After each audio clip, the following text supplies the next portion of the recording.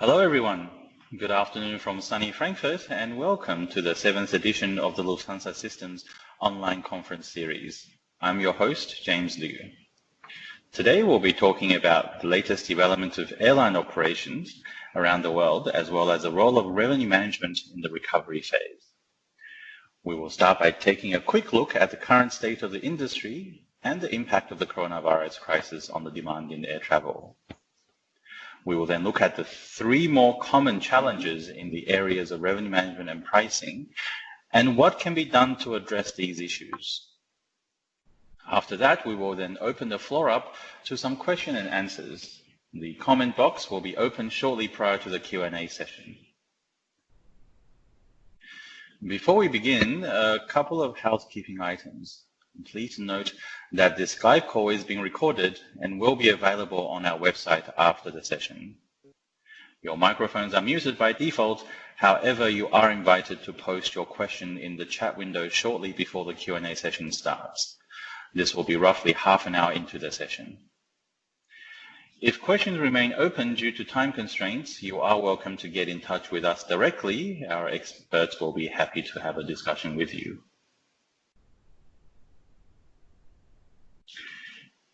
So joining me on the panel today, we have Peter Schuber, our Head of Commercial Solutions here at Lufthansa Systems. Peter has almost 30 years of aviation experience in the areas of product and market development, strategy, and revenue management. Prior to joining Lufthansa Systems in 2012, Peter held various roles at Lufthansa and Lufthansa Cargo, as well as being a lecturer at the IUBH University of Applied Sciences. Hello, Peter. Hello, everyone. Our next speaker is Andre Siegel, our business analyst for revenue management innovations here at Lufthansa Systems. Andre has 10 years of experience in airline revenue management and capacity control. Prior to joining Lufthansa Systems in 2018, Andre has held various roles at Lufthansa and Air Berlin Revenue Management Department. Andre was also responsible for the NDC one order trial at Lufthansa in 2018. Hello, Andre. Hello, everyone, and everyone welcome from Berlin. Hi. And a little bit about myself. I'm a management consultant here at Lufthansa Systems. I have 15 years of experience in the revenue management, network planning, and scheduling areas in an airline such as Qatar Airways, Virgin Australia, and Qantas, before joining Lufthansa Systems here in Frankfurt early last year. So let's get started, shall we? So everyone knows that revenue management is one of the most critical functions in the commercial areas of an airline. But how does it actually work? Could you elaborate on that for us, please, Peter? Yeah, thank you. Let me have a little snapshot on a very simplified snapshot on the general processes, how revenue management is embedded in a very sophisticated world of the airlines. So let's start with scheduling on the left-hand side. So that's a very important input for revenue management and the distribution of airlines. So the schedule is being developed and adopted, and capacity frequencies are changed. But it's known to be a kind of stable environment where the airlines live in, even if they have plenty of changes. This is an important input for revenue management and the capacity that should be steered. On the other hand, we have pricing. So for each and every flight, there are plenty of prices defined in advance, allocated to booking classes, and then distributed through ATP or directly to the GDSs, or maybe just to the own homepage. And so those are the theoretical prices that are available to the market.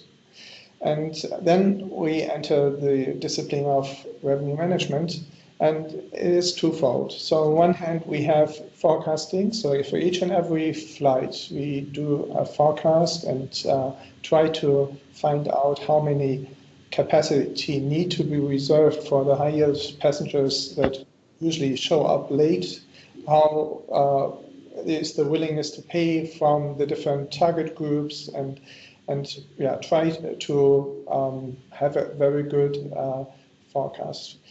Those data are very often built on historical data, and the airlines make use of this shopping behavior, customer behavior, typical patterns for events, for I don't know, seasonalities, and so there's a lot of knowledge that the airlines have, and a pretty good advantage in comparison to the customer.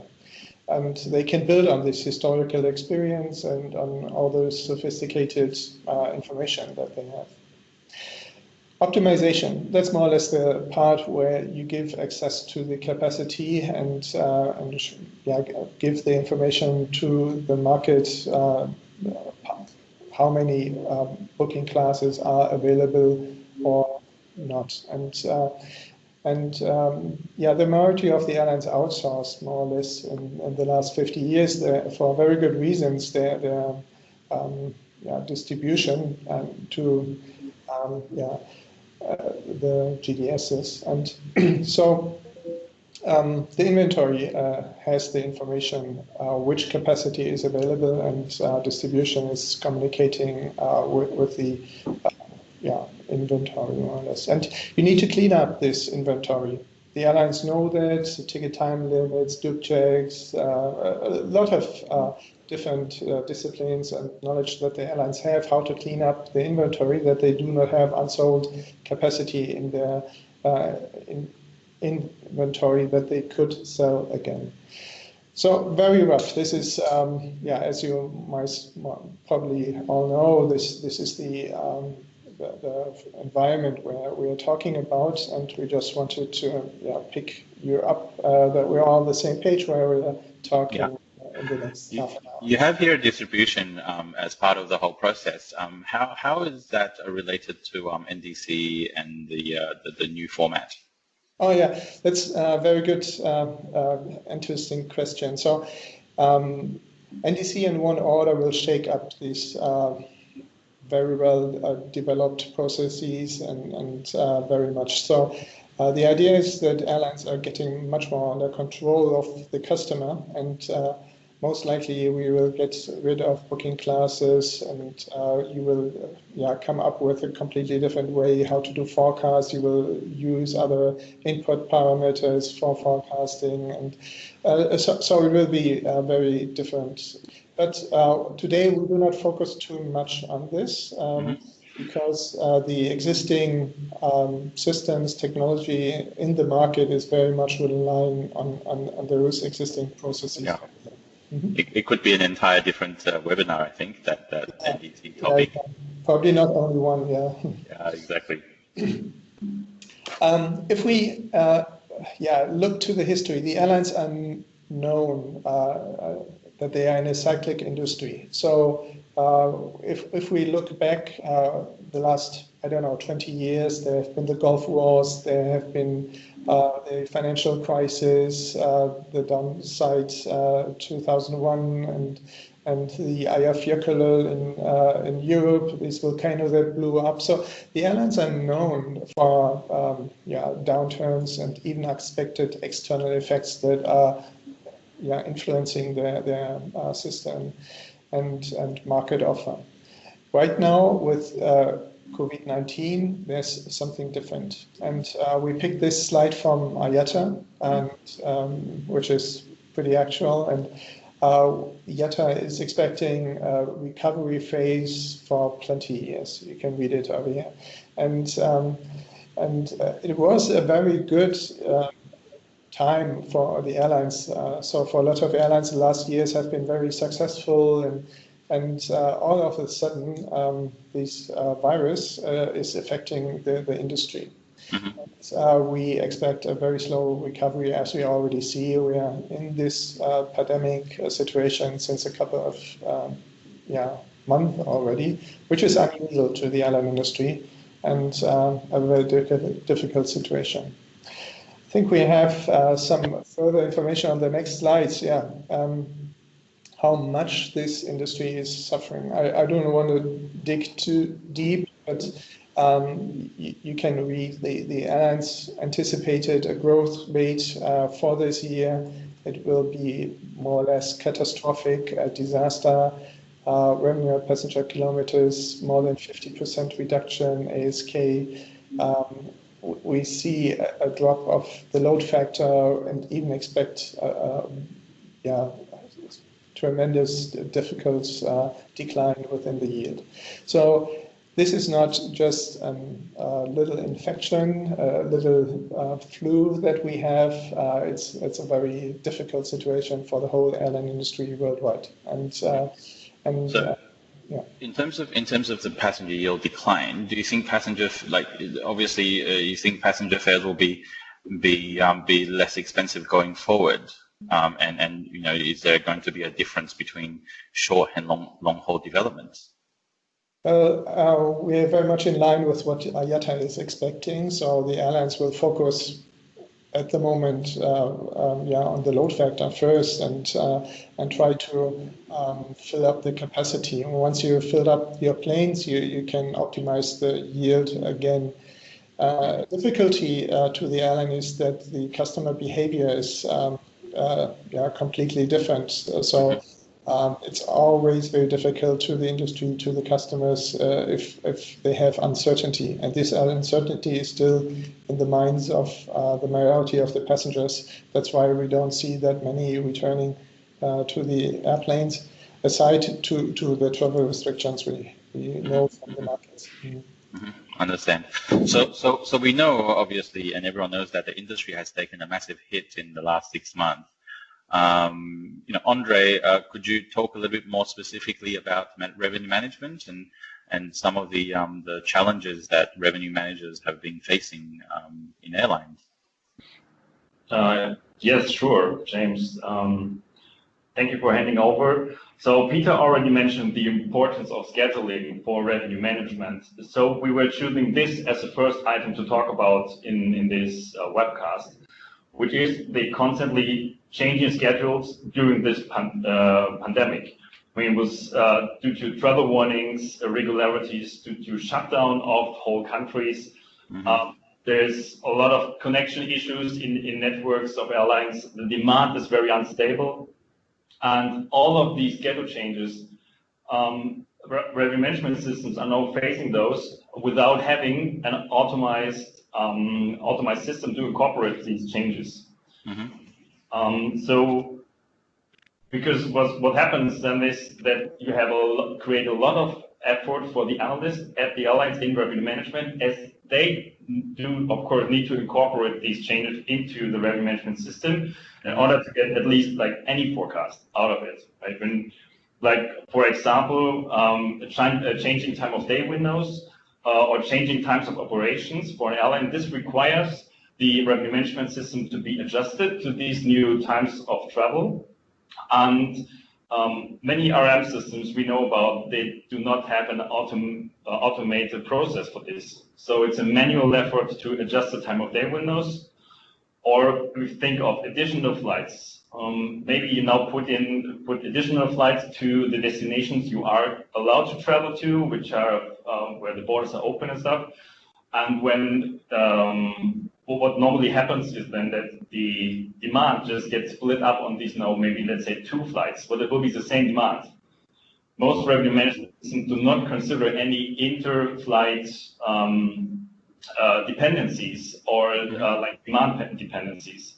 Mm-hmm. So if this is not happening automatically, you really have to take care of this and be aware of this as well, and that all this needs to be done then manually. And if it's done manually, and maybe also with a reduced staff, it will then automatically lead to a loss of forecast quality. Yeah, it must be so much workload for the revenue analysts as well. I mean, I think I read somewhere that OAG was saying that the number of schedule changes nowadays are almost 9 times as what it used to be before the Corona crisis.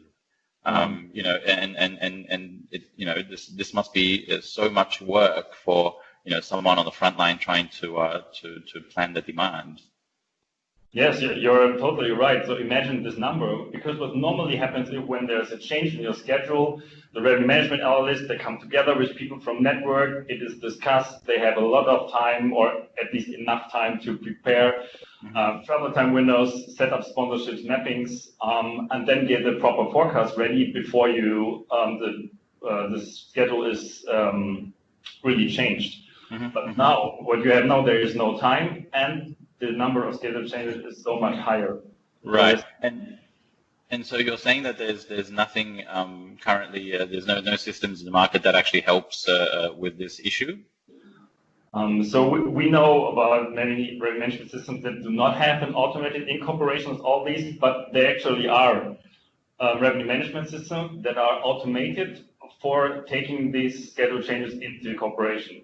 Like when you think of new days of operations, these systems do, based on algorithms, give you a sponsorship, a mapping, like automated, while others, you have to do this also then manually. And especially for new days of weeks, we know about revenue management systems that might even be market leaders, where a new day of operation is like you have never flown this route before. So you have to fully, from the scratch, create your forecast without any automation.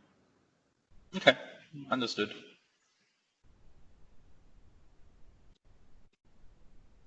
And the second area we're talking about today is history. Because today's revenue management systems, they are based on your booking history. They're like the treasure of revenue management. But what happened? Like with the sudden stop of most flights, with super high no-show rates in April 2020, with a worldwide impact on your network and on your schedule, and then bringing ad hoc new products airlines came up with, like for health insurances, for additional flexibilities to existing products. That all is a huge impact for forecasting. And if you think a bit further, you will see that revenue management, as it is based like fully on history and incoming bookings, it cannot be like that in the future anymore. And it cannot be used like today as it has been used before. Yeah, I think this is a very common problem that is also shared by our neighbors over at network planning, right? Like, you know, the reliance on past historical data to forecast. I think it just doesn't work anymore, right? Yes, exactly. So they're not alone with that problem, I think. But it's definitely a problem they share, you're right. Yeah. So when we see current revenue management systems, and people here listening to this webcast coming from revenue management, they will feel very familiar with all these terms here. They're based on booking curves and constellations. We have seasonality, events, and of course the no-shows in order to create the overbooking. But this needs to be adapted in a COVID-19 environment. We know about many revenue management systems that do not use the actual booking curves for forecasting. They use the booking curve as when the flight has been departed, then they start incorporating this data into forecasting the future.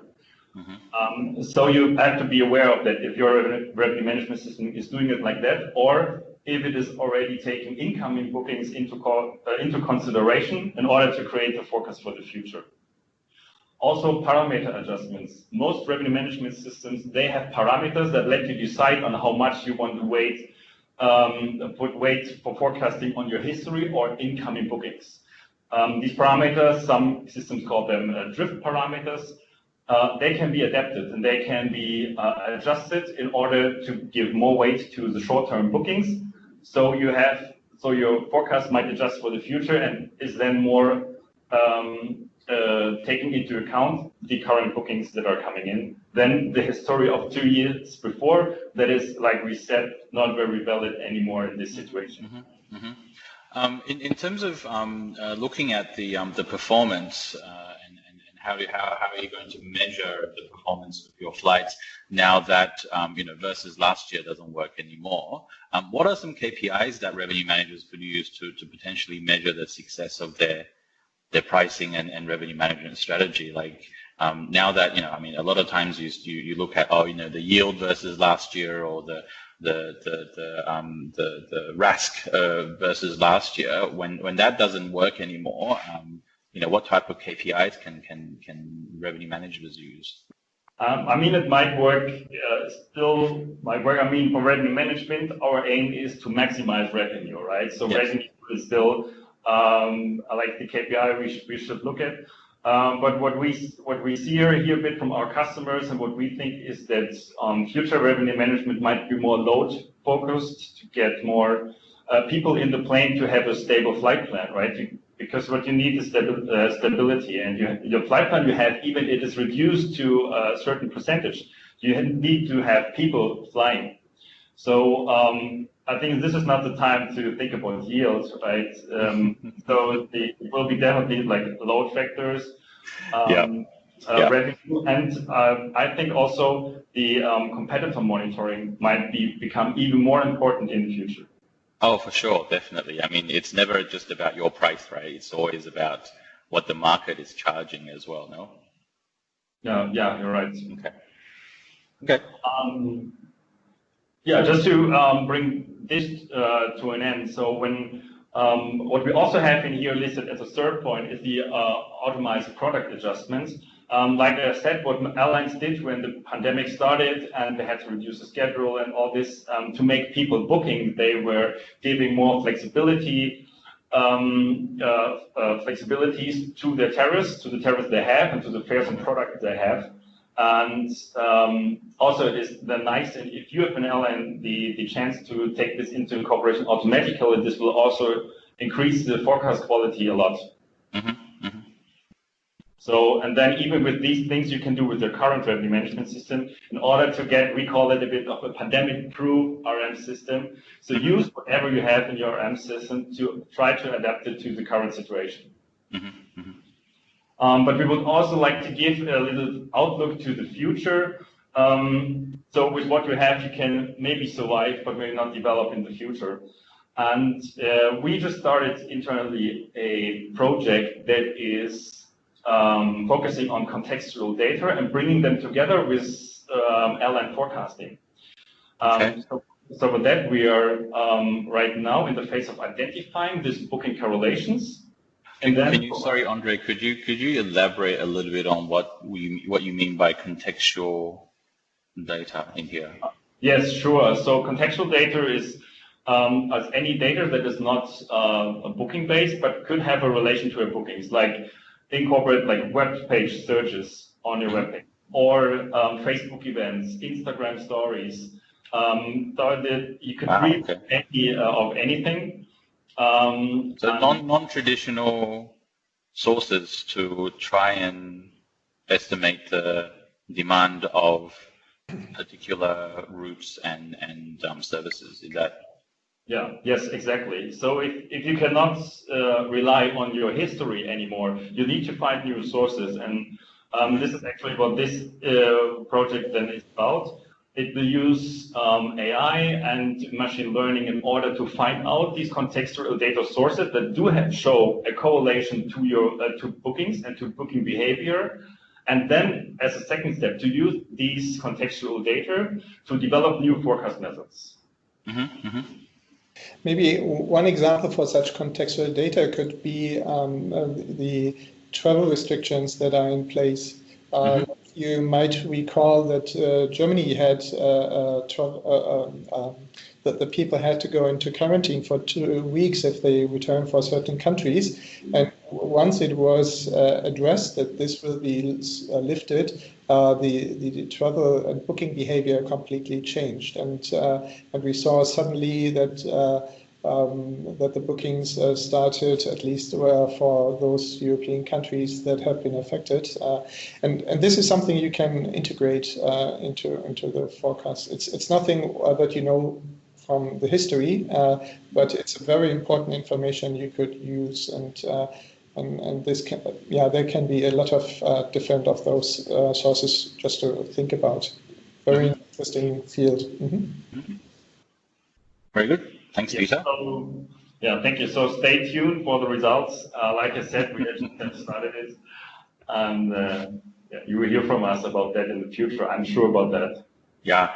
No, I think from my understanding, I think there's a lot of companies in the market, I mean, us included, that are looking at these contextual data and how they can be incorporated into demand forecasting. So that's I think that's a very good point, definitely.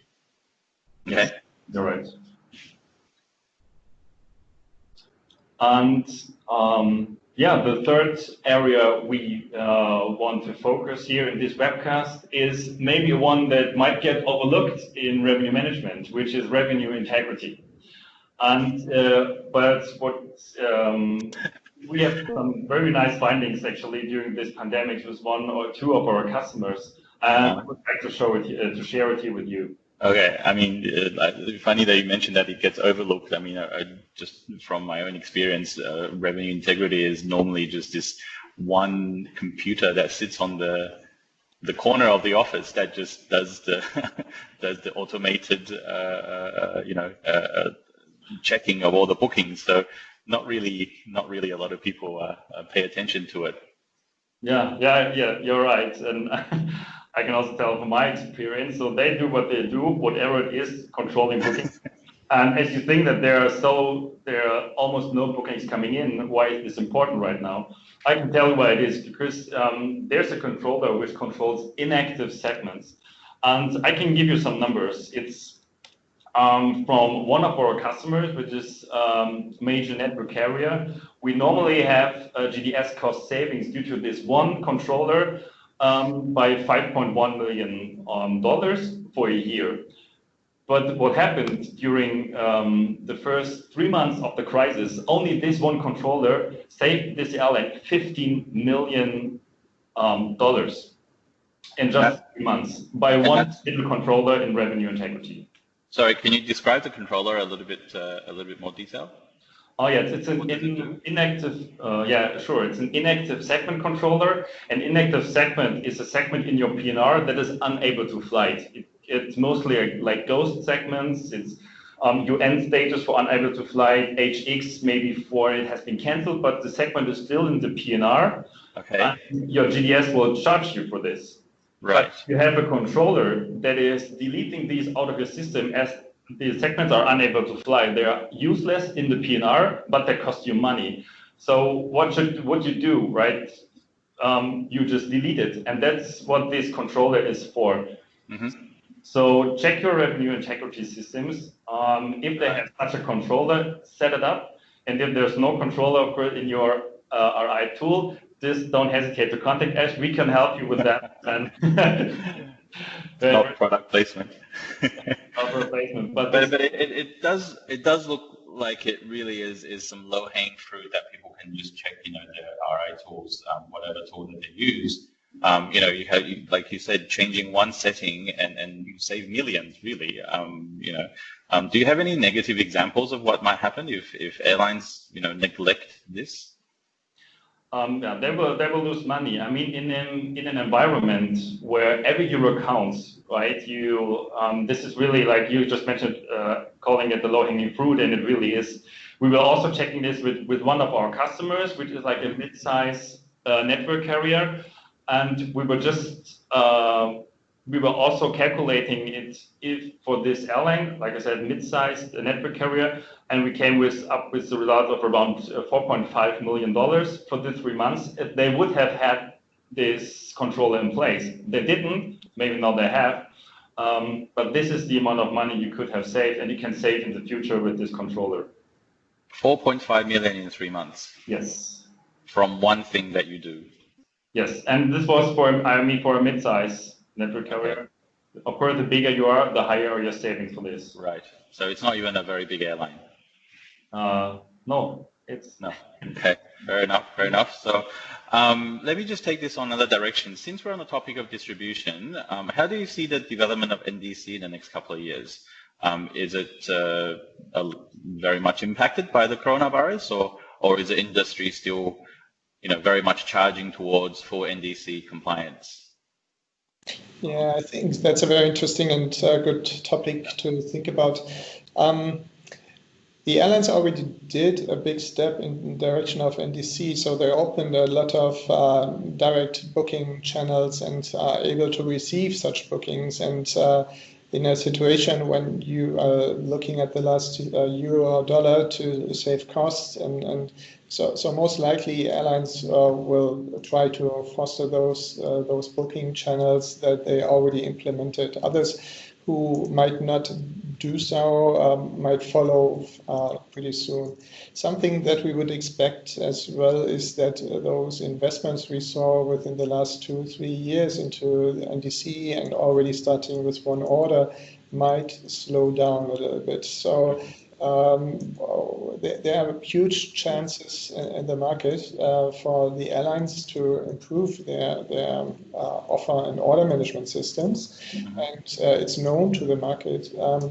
But this can change rapidly again. So if they are the first airlines who really perceive a competitive advantage, and others recognize that this is a huge advantage because they are able to create new products, to implement new pricing logics, to, I don't know, react to market behavior much more faster, and they will be the winners, then others will follow fast. So we do not know for sure. There are already in some steps been taken, but it's just in this transition phase from traditional GDS distribution and how to work with booking classes and all this that we are well known and we're talking about over here, and something that's going to pop up in the future. So it could be slowed down, but it could be speed up tremendously as well. We will see. Understand. All right. So, Andre, do you want to give us a summary of the topics that we've covered? Yes, sure. So we first talked about the importance of the incorporation of schedule changes. So adjust our end systems to better manage schedule changes automatically. Then, as a second point, we talked about that traditional forecasting based on bookings, so transactions in general, cancellation and no-shows, might get pimped up a bit in the future and need to be included contextual data as sources for demand forecasting. And as number 3, like I said again, do never underestimate the cost-saving power of revenue integrity in your airline. All right, thank you very much for that, gentlemen. I think what we can do now is moving on to our Q&A section, which I think we already have a couple lined up in the comment section.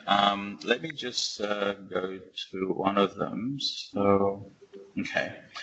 One interesting question is that can pricing promotion in this environment with travel restrictions and quarantine requirements trigger additional bookings? Andre, do you want to take this? Yeah, maybe I start, and Andre. Peter? Yeah, go ahead. I think it's a good question. So if the price is the decision factor why someone is traveling or not, then most likely price promotions will help to do so. If you want to fly to, let's take Israel, and there are travel restrictions, quarantine when you enter the country, most likely a price promotion will not help that much to fill up the planes. I would not be surprised that there will be some airlines who will be creative and give security to all those passengers who see a health issue. So how to get through the airport, into the plane, out of the plane, during the flight, in a way that they are sure that they will not be infected. And so why do not think about this? So maybe you have, I don't know, COVID-19 free flights that you could offer to the market, and be creative. So it could be that for some market segments, price promotions will be very important, but it could be very much that a lot of passengers that are especially financially very solid, not think about flying because they see a health issue. And if you are able to reduce this fear and guarantee that you are going to take care of those passengers and bring them to the destination where they want to go to, then most likely you don't have to think about promotion that much. Understand. I have to apologize. I think I missed one step before we started the Q&A session. So just wanted to introduce Dr. Shelton, Dr. Netta Shelton, who will be joining us from our office in Berlin for the Q&A section. Dr. Shelton has more than 20 years of experience in mathematics, airline commercial solutions, and revenue management. Hi, Netta. Hi, everybody. Sorry, Thank you. apologies for missing this step. That's fine. You're welcome. Let's move on to the next question. So, which of the RM pricing measures taken in the current situation do you think will still exist after the pandemic? And the example being the flexibility through rebookings of free of charge. These very generous changing conditions. I think it was a good step for the airlines as an ad hoc reaction on this situation. But what I think what will be the focus for airlines in the future is like to get back to a state of stability and predictability. So I think there will you will see these generous cancellation regulations on the fares less, and airlines will rather be more developing like real products over it, like proper products that do really focus on this and not just like adding a bit randomly and very generously flexibilities to existing fares. I've got a really good question coming up. So given historically when airlines reduce their resources drastically, which they are doing now because of the pandemic, the revenue management, revenue integrity, and pricing areas of airlines will not go untouched. So automation of many of the processes will become a very urgent necessity as new processes, additional workload will need to be tackled by smaller resources and fewer people. What are your thoughts on this, especially with regards to the business process re-engineering? Who wants to take this one? Yeah, I think you have to look at, I guess go ahead. Okay, just a very few thoughts. First of all, I agree. This is a very interesting question and probably bothered all of us. Automatization, of course, also is very costly to integrate. And hence, I expect that at the very beginning, we have to focus on identifying critical flights and identifying typical and special situations so that the revenue managers or also the pricer can really concentrate on those and work on those flights and do not lose too much time in working on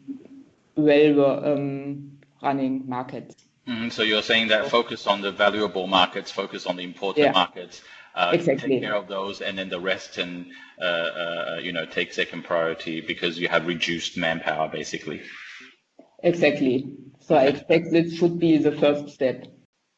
I think you have to look at the situation of each and every airline in which technical and processual environment they're in. So if you have this micro perspective, there are most likely a lot of potentials how to automate any processes and which are the lowest hanging fruits to look at this pandemic situation.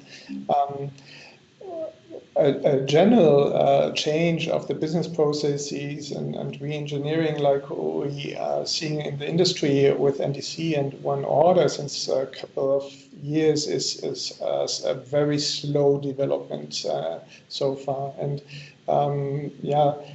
as said before, we do not know how this will be fostered or slowed down, and we will see. So I think it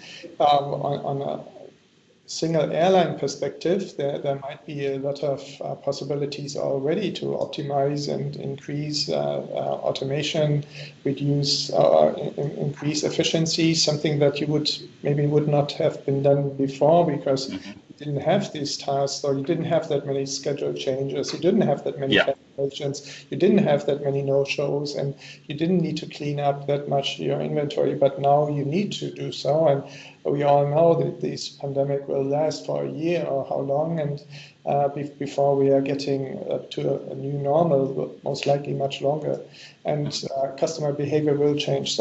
So I would look at those. For the entire industry, most likely, I would assume that this is a very slow development that we will foresee over there. I don't know, Annette, Andre, how you see that. Yes, Peter, I would agree for that. With in terms of like re-engineering the processes at an airline, what I would like to add here is, this is my personal opinion, is that for revenue management and pricing department at an airline, as they might need to reduce staff, pricing and revenue management will become closer.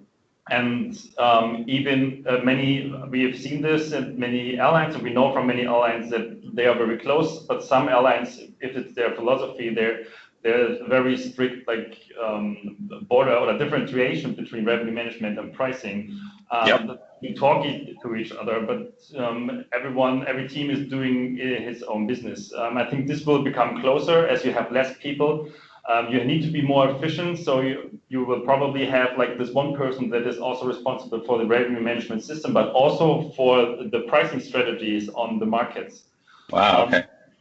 I think this is a very good way of doing revenue management at an airline, as even in an O&D world, this is very close together.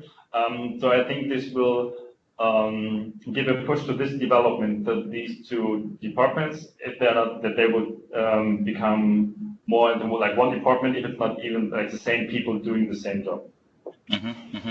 That's interesting, because I remember we used to always have to have pricing and revenue management be quite separate, because you cannot have a capacity control person, muck up a flight, so to speak, and then have the same person just put out special fares to fix the problem. Yes, you're right. It's always a bit of a fight, right? Yeah, but that's what we're saying, right? Like, new processes needs to be introduced to address this issue.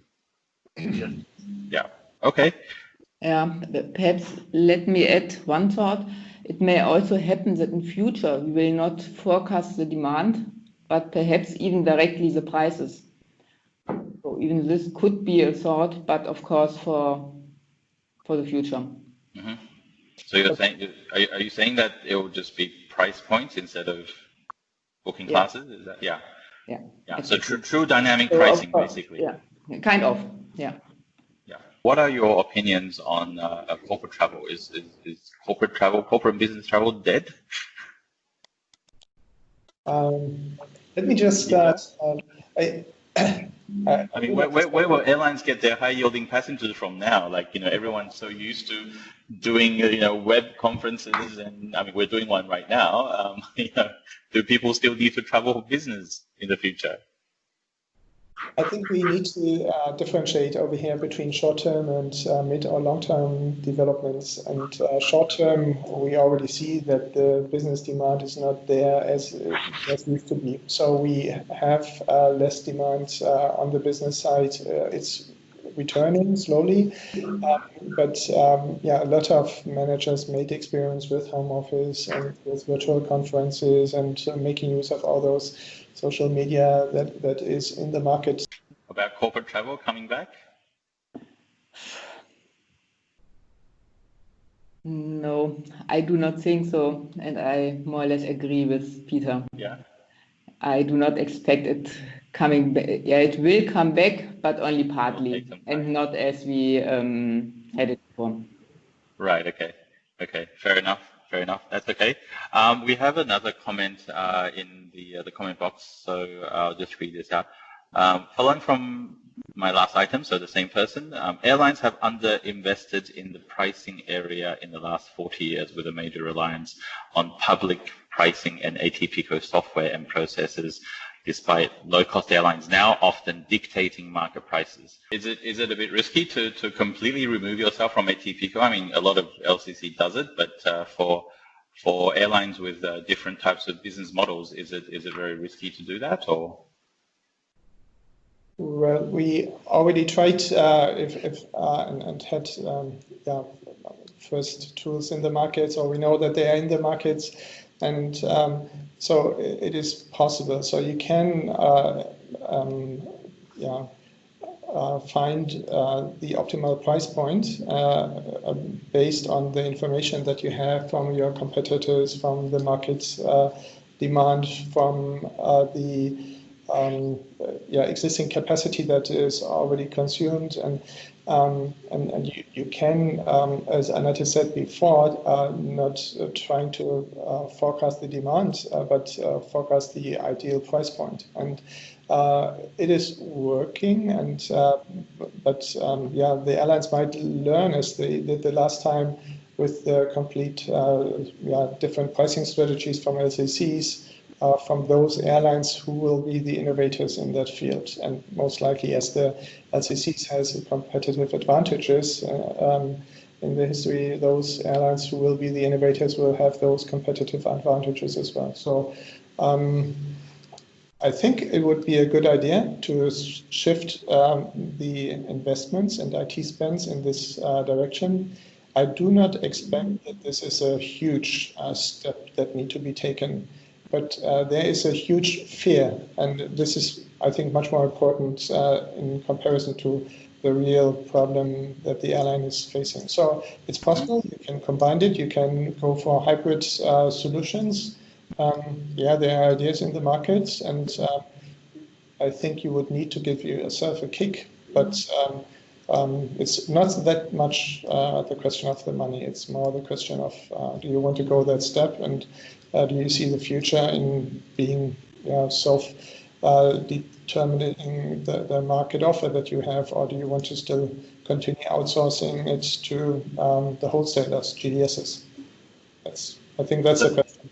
So you think that the situation will encourage the industry moving faster towards an NDC distribution platform? Is that the? I would be happy to see it. At the moment, I'm not recognizing it, but I think it would be a good move. And sometimes this saying, never waste a good crisis, is a good time to make those inventions over here. Mm-hmm. Okay, thank you. So I just saw the time. So in the interest of time, let me just do the Lufthansa Systems spiel for prolonged crisis management and recovery assistance. So during the corona crisis, we see 3 phases in a prolonged crisis management cycle: hibernate, survive, and restart. So we see this crisis as the best opportunity to revamp your organization to make it more efficient and lean. At Lufthansa Systems, we can help in all areas of airline operations, including revenue management, network, ops control, maintenance, and IT. I would say that if you'd like to continue the discussion with our experts, please get in touch with us via our website, www.lhsystems.com, under contact, or just message us directly on LinkedIn. A little bit of advertising for our webinars as well. Let's talk about IT before we end our session today. So that we have held a number of online conferences since earlier this year, focusing on the challenges brought on by the coronavirus pandemic and some recommended solutions. We have covered a wide range of topics, including network planning, alliances and partnerships, ops control, and artificial intelligence, to name a few.